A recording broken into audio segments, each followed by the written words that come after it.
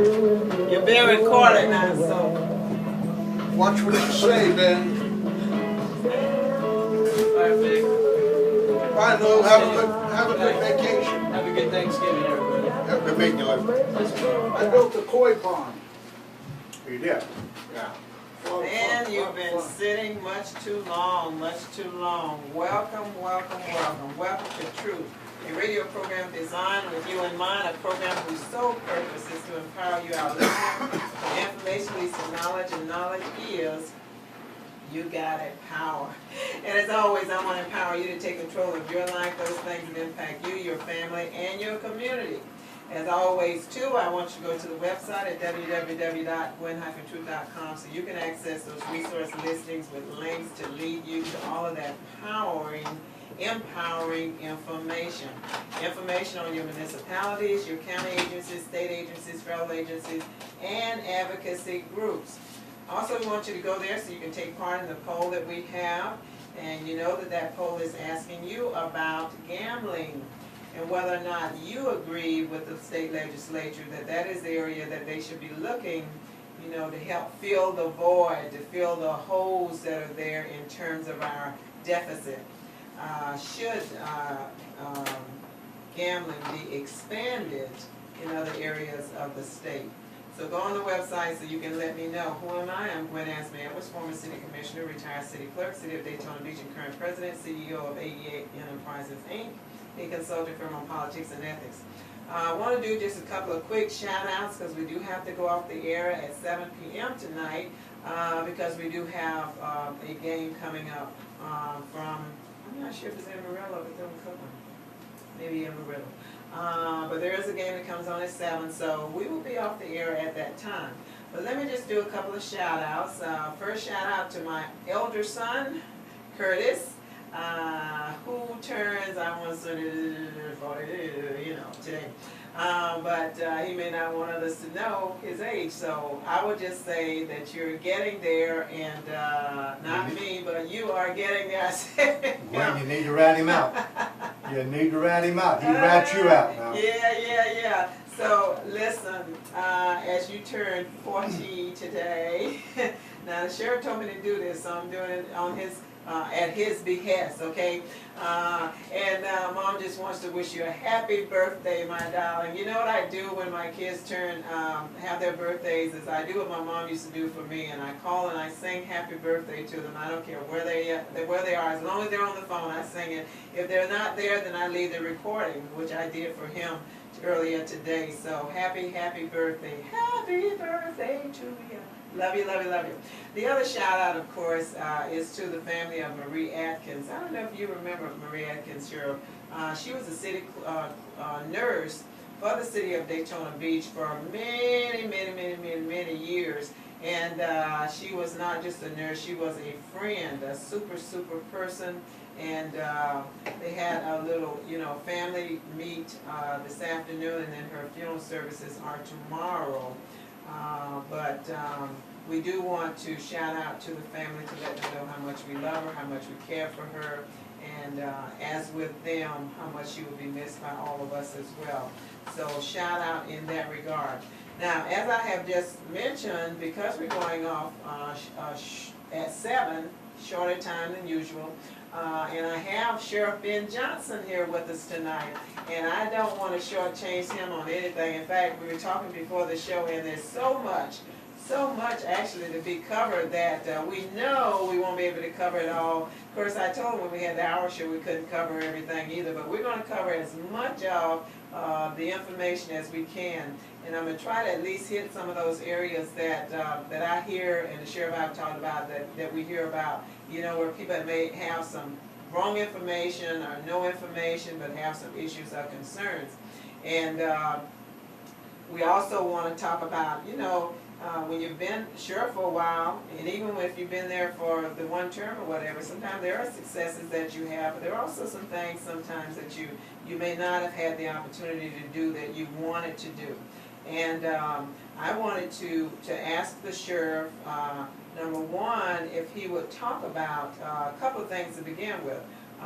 First of all, in terms of the budget, how how do you go about making decisions? And I think this is just very key that you guys know.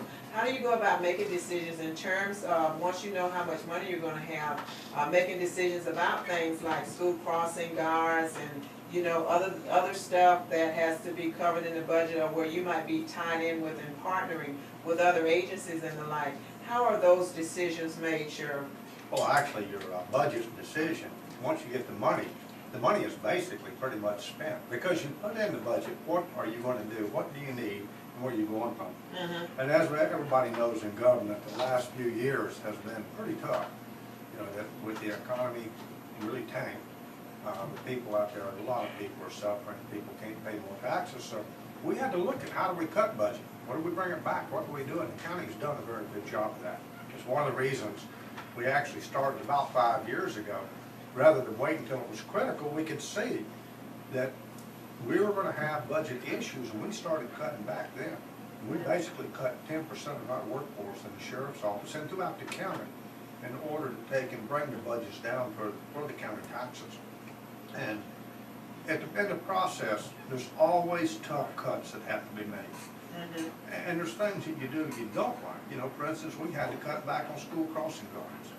And you have to take it in and really plan, where do you need the crosses the most, or where do we have to take away, say you have 2 guards and you can only go with 1, or some intersections you absolutely can't take 2 away from, or you know, you have to have 2 at a crossing. But we had to cut back significantly on school crossing guards. And another place we had to cut back significantly on was school resource deputies. And we hated doing that, but you have to take and go back to your core services. You know, you're fighting crime and in this, you know, in the county, and your courts, you know, your narcotics. You have to go back to what prioritize.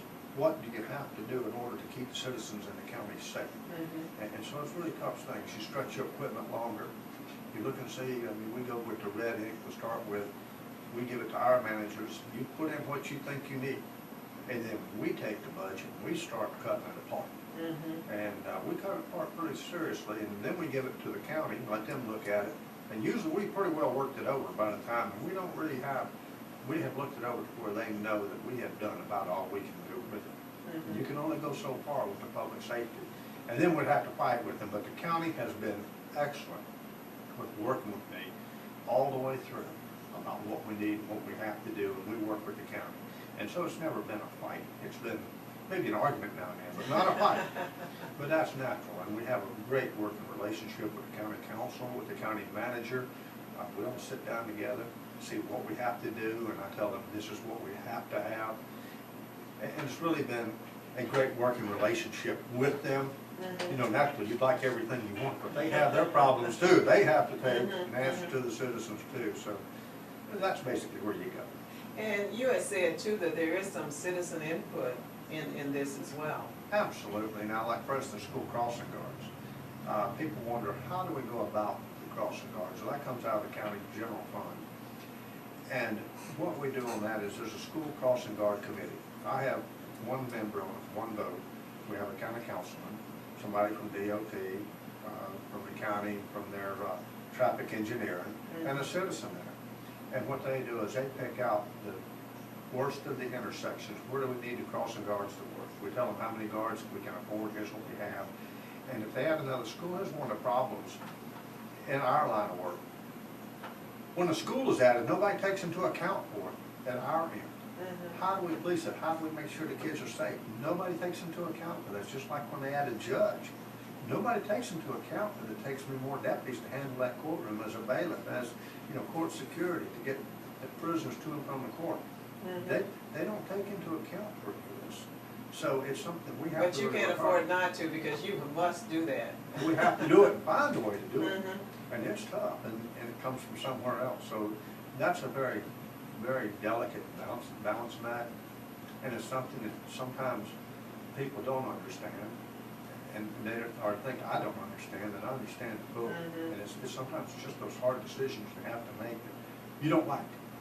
Now, one of the things you mentioned, just so people understand too, as far as these school crossing guards are concerned, that the areas where the children have been hit, by vehicles, those were not school crossing areas? No, the children that have been hit have been outside of school crossings. I think one was hit in a school crossing, but that child was hit at sixth, actually it was a middle schooler or a high schooler, and we don't start staffing that crossing until 7:30 in the morning, and they were hit at 6:32 in the morning.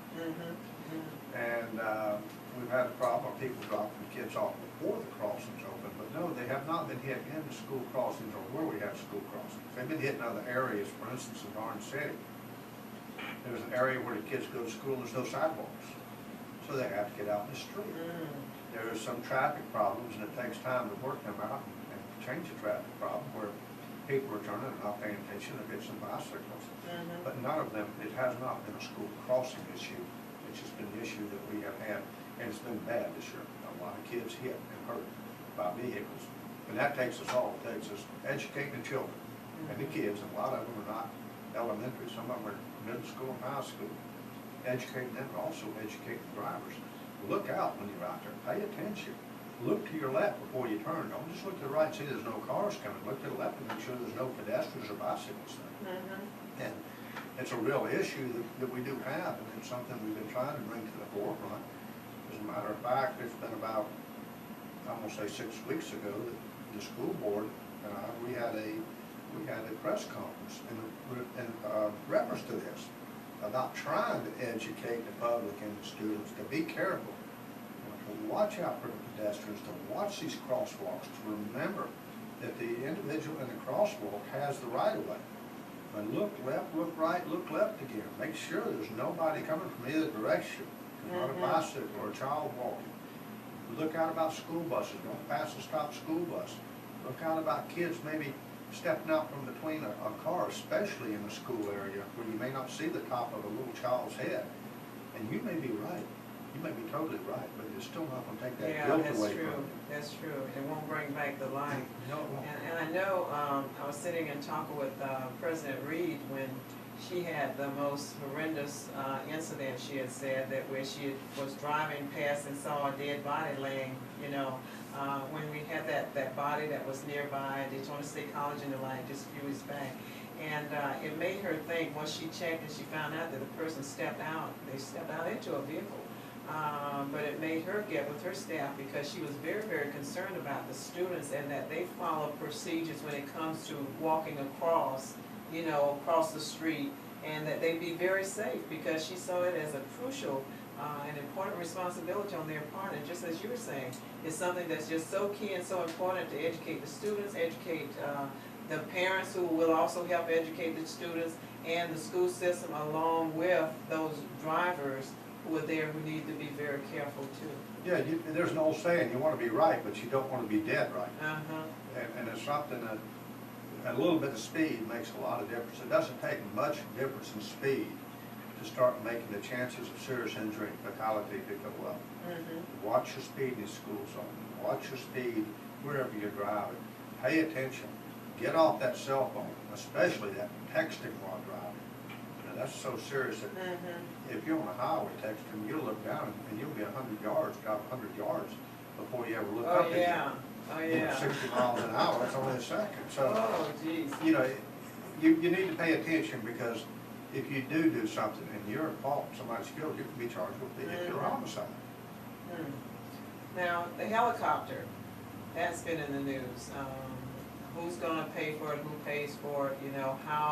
How productive is it? In terms of, is it really helping to save lives? What would be your response in terms of that? It is absolutely responsible for saving many lives each year.